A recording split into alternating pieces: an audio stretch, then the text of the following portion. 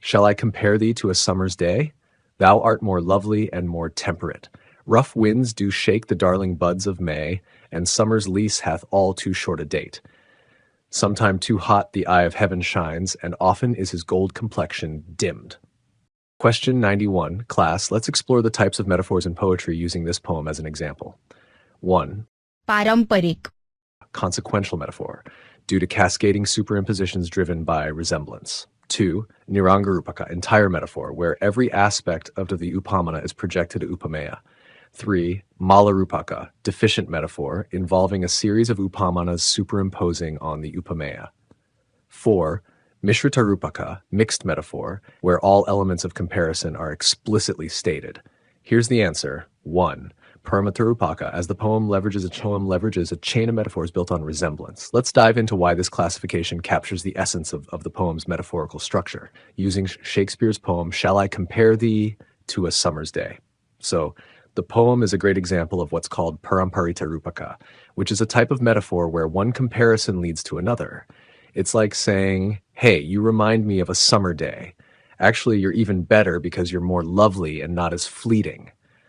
The whole poem starts with comparing the beloved to a summer day, and then builds on that with more comparisons. Each new comparison digs deeper into why the beloved is superior to a summer day, why the other choices don't fit. Nirangarupa doesn't work here because the poem isn't about transferring every single quality of summer onto the beloved. It's more selective, focusing only on certain traits. Malarupaka is off the mark too, because the metaphor isn't weak or incomplete. It does a full job of praising the beloved's beauty and stability. Mishritarupaka also doesn't fit because the poem sticks to the summer comparison throughout without jumbling different metaphors together. Here are some lines from the poem that show what I'm talking about. The line, Shall I compare thee to a summer's day? Kicks things off with the initial comparison. Then, lines like, Thou art more lovely and more temperate, and rough winds do shake the darling buds of May, and summer's lease hath all too short a date, build on that by contrasting the beloved to summer, which shows how the poem layers one metaphor on top of another because of their similarities. This layering is what Paramparitarupaka is all about. Question 92. Now, who is the poem addressing? Let's identify the gender traditionally associated with the addressee in Shakespeare's sonnet. 1. Feminine gender. 2. Masculine gender.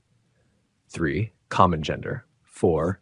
Neutral gender. And the answer is 2. Masculine gender, consistent with the historical context of the Fair Youth sonnets. Let's unpack why the broader context of Shakespeare's sonnets supports this interpretation. The answer is masculine gender, because Shakespeare's sonnets, especially those written to the fair youth, are directed at a young man. This isn't just about guessing. It's based on the overall vibe of these sonnets and the way Shakespeare talks about this person. Here's why the other options don't make sense. Feminine gender isn't right because the specific sonnets we're talking about are aimed at a guy, according to how scholars understand these works. Common gender doesn't fit because the poems use pronouns and language that point to a specific male identity, not a general or ambiguous one. Neutral gender isn't the answer either. Shakespeare isn't writing about a thing or an idea. He's writing to a person, a young man with a lot of personal feelings involved. Now, the actual lines of the sonnet we're discussing don't spell out the gender with specific pronouns or anything. But if you look at the bigger picture of Shakespeare's collection of sonnets, you can see that the fair youth, the dude he's writing these for, is consistently referred to in ways that align with masculine gender. So even though the single sonnet might not say it outright, the whole collection tells us it's about a guy. Question 93. What is the upamaya, object compared in this famous sonnet? Consider the direct object of comparison. 1. Addressee. 2. Rough winds. 3. Buds of May. 4. Summer's day. Here's the correct answer. 1. Addressee, who is being compared throughout the poem. Let's explore how the entire poem centers on this comparison to convey deeper meanings. The correct term here is addressee of the poem, which in fancy literary terms is called the upamaya. This means the person or thing being compared to something else in a metaphor. In this poem by Shakespeare, he's comparing the person he's writing to, the beloved or addressee, to a summer's day. So the addressee is our upamaya. Here's how we figure that out. Shakespeare kicks off the sonnet by asking if he should compare the addressee to a summer's day, which straight up sets the addressee as the main focus of the comparison. The whole poem then rolls out this comparison, always putting the spotlight on the addressee's qualities. Why the other options don't fit.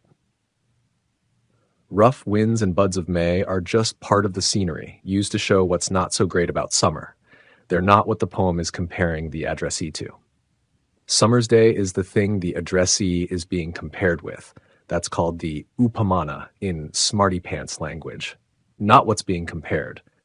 Some lines that show this. Shall I compare thee to a summer's day? This line puts it out there that the whole comparison game in the poem is about the addressee. Thou art more lovely and more temperate. Here, it's super clear the addressee is being contrasted with a summer's day, showing they're even cooler than the coolest parts of summer. Question 94. Next, let's identify the upamana, object compared to in the poem. Which of these is used as a metaphorical benchmark? 1. Addressee. 2. Rough winds. 3. Buds of May. 4. Summer's day. The answer is 4. Summer's day, used extensively as a point of comparison. Let's dive into how this metaphor enriches the poem's imagery and emotional depth. The correct term here is 4. Summer's day. In this poem by Shakespeare, when he talks about a summer's day, he's using it as a point of reference or standard to compare the beloved to. It's like saying, let's see how you stack up against a summer's day. Here's how we know this. Right off the bat, the poem starts with, shall I compare thee to a summer's day? This line sets up the summer's day as the benchmark or standard in the comparison. The poet is essentially using the qualities of a summer's day to draw parallels with the beloved. Why the other choices are off. Addressee. This isn't right because the addressee or the beloved is actually the one being compared to the summer's day. They're not the standard of comparison. Rough winds. These are just part of the description of what a summer can be like, so not a comparison standard itself. Buds of May. Similarly, these are mentioned to show more about summer's characteristics, not as a comparison point. The line that shows this, shall I compare thee to a summer's day, nails it by putting summer's day as the thing the beloved is being compared to. It's clear from this that the summer's day is what's known as the upamana, or the comparison standard, in the setup of this metaphor. Question 95. Finally, let's consider the relationship between the upamaya and the upamana in the poem. 1. Upamaya is superior to upamana. 2. Upamana is superior to upamaya. 3.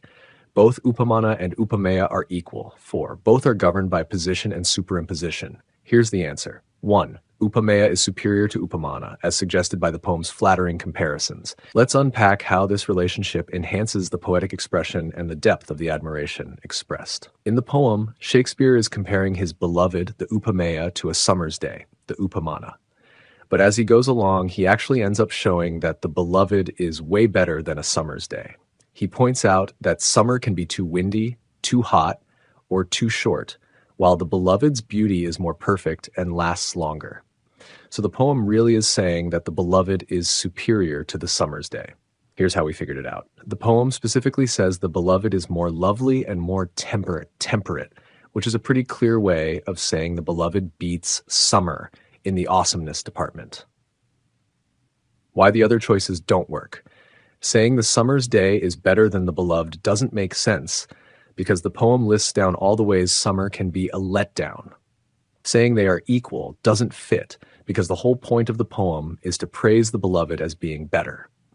The idea about position and superimposition is a bit too abstract here. It isn't really about their relational positions, but about comparing them to highlight the beloved's superior qualities. Some key lines that show this. Thou art more lovely and more temperate. This line directly tells us the beloved is better. Rough winds do shake the darling buds of May, and summer's lease hath all too short a date. These lines use summer's flaws to underline how the beloved's beauty is much more stable and lasting. Sometimes too hot the eye of heaven shines, and often is his gold complexion dimmed. These bits talk about how summer can be inconsistent, which contrasts with the beloved's steady beauty. Some sort of parallel may be found in the way logical connectives are usually unnecessary and often misleading because too simple. Omitting an adjective one would need, therefore, stressing the adjective although. Both logical connections are implied if the sentences are just put after another. In the same way, people are accustomed to judge automatically the forces that hold together a variety of ideas. They feel they know about the forces if they have analyzed the ideas. Many forces, indeed, are covertly included within ideas, and so, of the two elements, each of which defines the other, it is much easier to find words for the ideas than for the forces. Most of the ambiguities I have considered here seem to me beautiful. I consider then that I have shown by example, in showing the nature of the ambiguity, the nature of the forces which are adequate to hold it together. It would seem very artificial to do it the other way around and very tedious to do it both ways at once. I wish only then to say here that such vaguely imagined forces are essential to the totality of a poem, and they cannot be discussed in terms of ambiguity because they are complementary to it. But by discussing ambiguity, a great deal may be made clear about them. In particular, if there is contradiction, the greater the tension. In some way other than by the contradiction, the tension must be conveyed and must be sustained. Question 96. All right, everyone, let's ponder why it might be easier to find words for ideas than for forces. What do you think about these options? 1. Ideas are embedded in forces. 2. Forces are embedded in ideas. 3. Two elements are synonymously defined. 4. Forces are abstract. Here's the answer. 2. Forces are embedded in ideas. Let's discuss why this concept holds. Ideas often encapsulate forces, making them more tangible and describable in language. The right answer is that forces are embedded in ideas. This basically means that the hidden mechanics or the driving forces behind different ideas are actually part of the ideas themselves. These forces are crucial for keeping the ideas together and making them impactful, but they're not easy to spot or talk about separately because they're woven right into the ideas. Here's why this answer makes sense. The passage we're looking at talks about how these forces are covertly included within ideas, suggesting that they're an essential but hidden part of the ideas. It also says it's tough to describe these forces on their own without diving into the ideas they're connected to. Why the other options don't quite fit. Saying ideas are embedded in forces flips the relationship the passage describes. It's more about how forces shape ideas from the inside, not the other way around. The option that two elements are synonymously defined misses the mark because the passage doesn't say they are exactly the same thing. It says they define each other, showing a more dynamic and interdependent relationship. Although forces are abstract is true, it doesn't fully explain the difficulty in describing forces. The passage specifically points out that the complexity comes from how these forces are intertwined with ideas, not just because they are abstract. The key line that shows this is, many forces, indeed, are covertly included within ideas, and so of the two elements, each of which defines the other, it is much easier to find words for the ideas than for the forces. This line really nails it by stating directly that forces are part of ideas and highlighting the challenge in talking about these forces without just talking about the ideas themselves. Question 97. Now consider why an author would emphasize that the tension must be conveyed and must be sustained. What are your thoughts on these choices? 1. Because it is unnecessary and often misleading. 2. Because it is too simple. 3. Because tension is often an important clue to the meaning of a poem. 4. Because it is impregnated with adjectives. The correct insight is 3. Because tension is often an important clue to the meaning of a poem. Let's dive into why maintaining tension can be crucial for understanding and experiencing a poem fully. The best answer is that tension is often a key clue to understanding what a poem really means. The passage talks about how the mix of contrasting or even conflicting forces within a poem really drives its deeper meaning and impact. By keeping the tension going, poets can stir up a lot of thoughts and feelings, making readers dive deeper into the poem. This kind of tension comes from things like contradictions and ambiguities, and it makes the poem richer for the reader. Here's why this answer fits. By looking closely at the passage, It's clear that the author is stressing the importance of forces and ambiguity in poetry. They're saying that these elements are vital for the whole poem, and the tensions that come from these contradictions really help us get to the heart of what the poem is about. Why the other options don't work. Saying that it's unnecessary and often misleading is off because the passage actually emphasizes how necessary these tensions are for understanding a poem. Calling it too simple doesn't match up because the passage actually points out that these tensions add complexity and depth, not simplicity. The idea that it's impregnated with adjectives misses the mark. The passage isn't just talking about using a bunch of descriptive words, it's about the deeper structural things that create tension.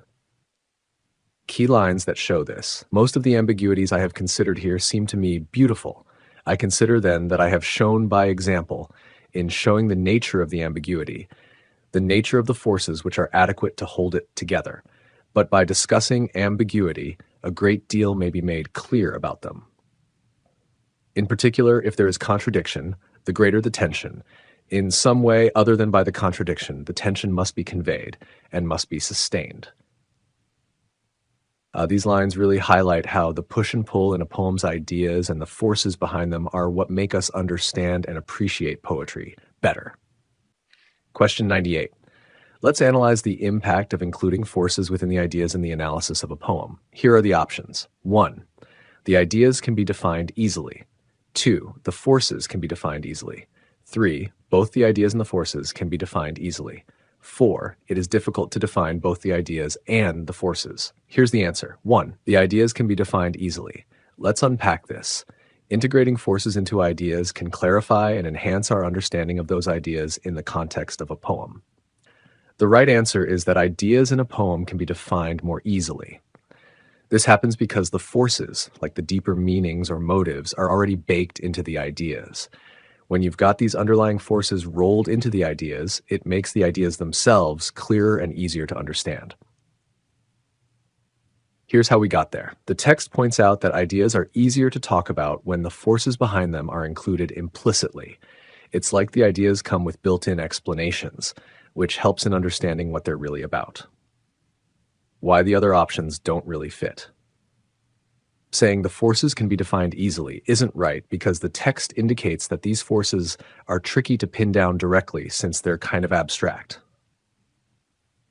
Going with both the ideas and the forces can be defined easily doesn't hit the mark because even though the ideas get easier to define, the forces themselves still remain a bit mysterious. It is difficult to define both the ideas and the forces doesn't work because the text suggests that integrating forces into ideas actually makes the ideas easier to define, not harder. Key lines backing this up. They feel they know about the forces if they have analyzed the ideas. Many forces, indeed, are covertly included within ideas. This line hints that understanding the ideas gives you a grip on the forces because they're part of the ideas. And so of the two elements, each of which defines the other, it is much easier to find words for the ideas than for the forces. Here, it's pretty clear that while ideas are easier to talk about, the forces remain more elusive. These lines show that when forces are included in ideas, it makes the ideas themselves more straightforward to define. It's like having a cheat sheet that helps you understand what the poem is talking about. Question 99. Which statement do you think is not correct in relation to understanding a poem? Here are your options. 1. Forces are indispensable for the totality of a poem. 2. Forces can be discussed in terms of ambiguity. 3. Forces and ambiguity are complementary to it. 4. Many forces are included within the ideas. And the incorrect statement is 2. Forces can be discussed in terms of ambiguity. Let's discuss why this statement doesn't accurately represent how forces function within the structure of a poem. Saying forces can be discussed in terms of ambiguity isn't quite right when talking about poems. The passage tells us that although ambiguity is a big part of what makes a poem interesting, these forces, the stuff that really holds the poem together and gives it depth, are something else. They're not exactly the same as ambiguity. While talking about ambiguity can help us get a hint about these forces, they're more like the behind-the-scenes crew rather than the stars of the show. Here's why this makes sense. The passage points out that discussing ambiguity can definitely help us understand more about these forces, but they don't just boil down to being ambiguous. They're actually kind of a big deal on their own because they complement ambiguity. Why the other options didn't fit. Saying forces are indispensable for the totality of a poem is spot on because the passage emphasizes that these forces are super important for the whole vibe of the poem. Forces and ambiguity are complementary to it is also right because the passage tells us that they work together but aren't the same thing. Many forces are included within the ideas, hits the mark because the passage says that these forces are sneakily mixed into the ideas, shaping the way we see the poem. Key lines backing this up. It would seem very artificial to do it the other way around and very tedious to do it both ways at once. This implies that trying to talk about forces only through the lens of ambiguity would be kind of forced and not really effective. But by discussing ambiguity, a great deal may be made clear about them. This suggests that while ambiguity can shine a light on these forces, discussing them directly as if they were just ambiguous isn't quite right. These lines help show why the idea that forces can be discussed in terms of ambiguity doesn't quite capture the whole story when it comes to understanding the deeper elements of a poem. Question 100. Finally, let's clarify what we mean by logical connectives. Consider these definitions. 1. The nature of ambiguity. 2. The logical content. 3. The statement of logical form in addition to logical context. 4. The statement of logical form. So here's the answer. 3. The statement of logical form in addition to logical context. Let's dive into why this definition comprehensively captures the essence of logical connectives, emphasizing both form and contextual relevance in logic. When we talk about logical connectives in writing, we're really talking about how authors use logic not just in a dry, cut and dry way, but in a way that mixes both the straightforward logic and the vibe or context around it. This means understanding not only the bare bones logic, but also the deeper, often implied stuff that gives flavor to the writing. So it's like saying you need to get both the letter and the spirit of what's being said to really get what's going on. Here's why this makes sense. The text is basically arguing that when you look at how things are connected in writing, you can't just focus on the formal logic part. You've got to consider the overall scene, what's being implied or suggested beyond just the words. Why the other options aren't quite right.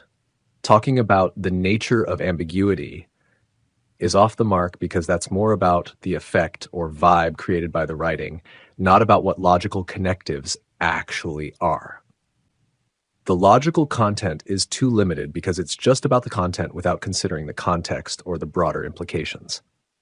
The statement of logical form misses the mark too because it ignores the role of the surrounding context, which really helps in understanding the full meaning behind the logical connections. Key lines that support this. Omitting an adjective 1 would need therefore stressing the adjective although. Both logical connections are implied if the sentences are just put after another. This bit is saying that logic in literature is about more than just straightforward connections. It's about how these connections work within the whole context to imply deeper meanings. Most of the ambiguities I have considered here seem to me beautiful. I consider then that I have shown by example in showing the nature of the ambiguity, the nature of the forces which are adequate to hold it together. This line shows that to really grasp these logical connections, you need to understand both the formal logic and the more nuanced contextual elements that bind them together. So understanding logical connectives is all about seeing both the straight-up logic and the wider contextual picture that gives deeper meaning to the writing. Hey everyone, wow, we've just wrapped up a massive series of 100 questions from the December 2023 UGC NET exam, and honestly, I think we've covered more ground here than any traditional course could offer. Over the past week, we've spent more than 10 hours diving deep into each question, dissecting answers, and thoroughly exploring explanations. This intense session has given us some real insights into the kinds of questions the UGC NET throws at you. I'm confident that this series has equipped you with a solid understanding of what to expect in the exam. But if you're looking to really nail this, grabbing a copy of our 6-volume series, Cracking UGC NET English, could be your best move. You'll find a link to order these books in the description box below. We've based our entire discussion on these resources, and I genuinely believe they're your ticket to acing the exam. A huge thanks to everyone who joined in. I hope to see you in our next series, so don't forget to hit subscribe, like the videos, and hey, if you want the PDFs from this series, just shoot me a WhatsApp at 964510045. Also, I'm all ears for any suggestions on what series we should tackle next. Drop your ideas in the comments, and I'll do my best to deliver top-notch content that helps you succeed. Thanks again, and all the best on your journey to cracking the UGC net. Stay tuned for more, and take care.